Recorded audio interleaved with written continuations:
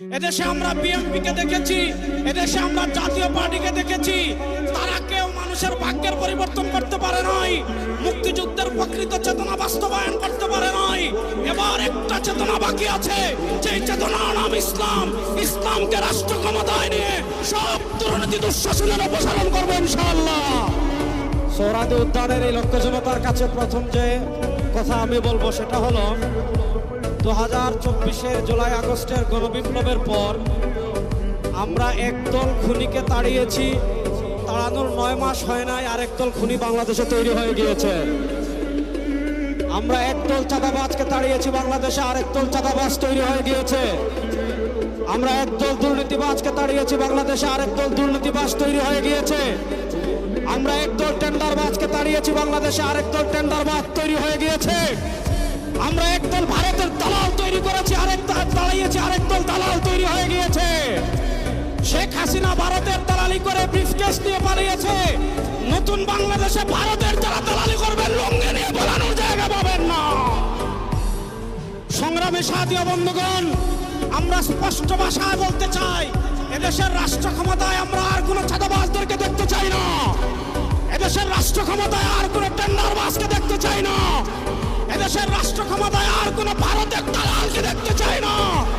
ইসলামকে রাষ্ট্র ক্ষমতায় নেওয়ার জন্য প্রস্তুত আছেন না ইনশাআল্লাহ।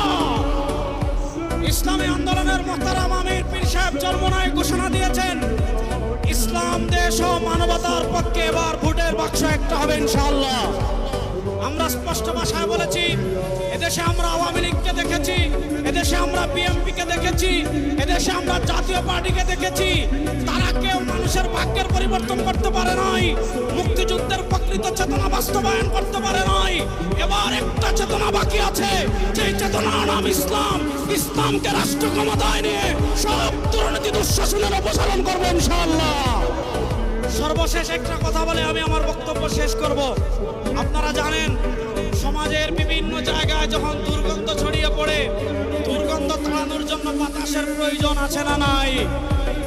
আমাদের রাজনীতিতে দুর্গন্ধ, আমাদের সংসদে দুর্গন্ধ, আমাদের বিচার ব্যবস্থায় দুর্গন্ধ, আমাদের অর্থনীতিতে দুর্গন্ধ। 52 বছর যারা রাষ্ট্র পরিচালনা করেছে, এদেশের সারা দুর্গন্ধই ছড়িয়েছে। এই দুর্গন্ধকে দূর করার জন্য বাতাসের প্রয়োজন আছে। সেই পুরো বাংলাদেশে এবার বাতাস হবে হাত পাখা ইনশাআল্লাহ। সেই হাত পাখার বাতাস ছড়িয়ে দেওয়ার জন্য প্রস্তুত আছেন না নাই? আরে ভাই, আমাদের কোন মার্কা আছে? ইসলামের পক্ষের কোন মার্কা আছে? মুক্তিযুদ্ধের প্রকৃত চেতনার কোন মার্কা আছে? ভারতীয় আধিপত্যবাদ মোকাবেলার কোন মার্কা আছে? ওরে কোন সে মার্কা? সবাই বলো, এবার যাবে সারা বাংলায় বিশ্ব